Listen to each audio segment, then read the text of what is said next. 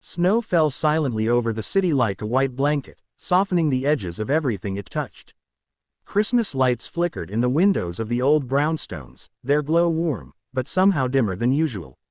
James Mitchell walked down the quiet street with his daughter, Emma, her small hand tucked into his. At 7, she was full of wonder. Her pink coat stood out in the gray evening light. But tonight, even Emma seemed quieter. "Daddy," she said, looking up, "it's so quiet." "Too quiet." James smiled gently. "It's just the snow, sweetheart. It makes everything sound softer." But as they turned the corner to their townhouse, a sound broke the silence. Rustle.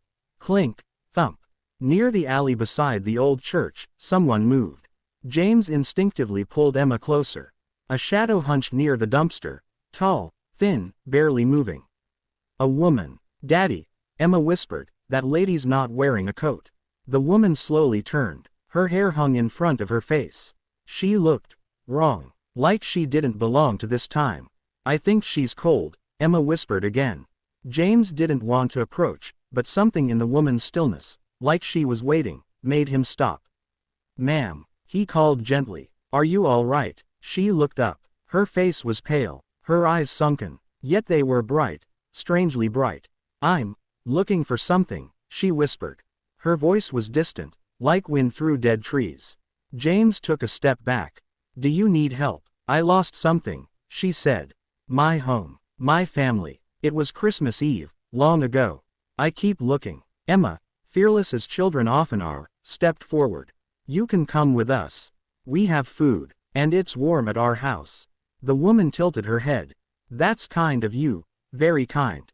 James hesitated. Something about her didn't feel real. Still, maybe it was the season. Or the ghost of his wife Sarah whispering in his heart. He nodded. "All right," he said. "You're welcome to join us."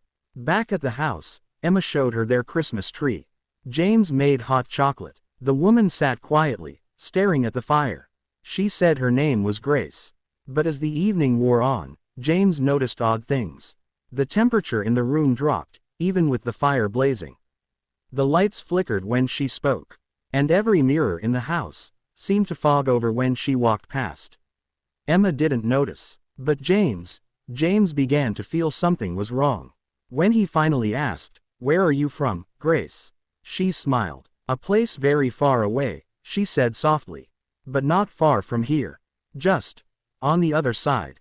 James's blood ran cold. "What side?" he asked. She looked at him. Her eyes, suddenly hollow and endless, met his. "The other side of loss.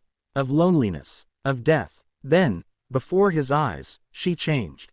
Her features flickered, briefly showing a skeletal face beneath her pale skin, her voice echoing unnaturally. Emma screamed. But Grace raised a hand. "Do not fear. I mean no harm." James stood protectively in front of Emma.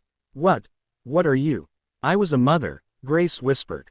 "I lost my daughter on Christmas Eve many years ago. I've wandered every year since, hoping to feel love again, even just for one night."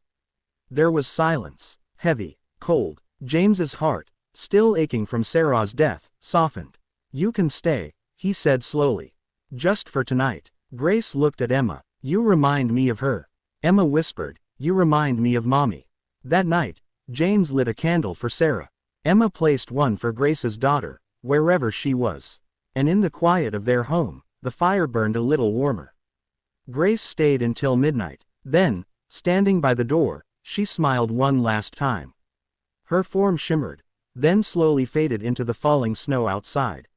When James opened the door, no footprints were there.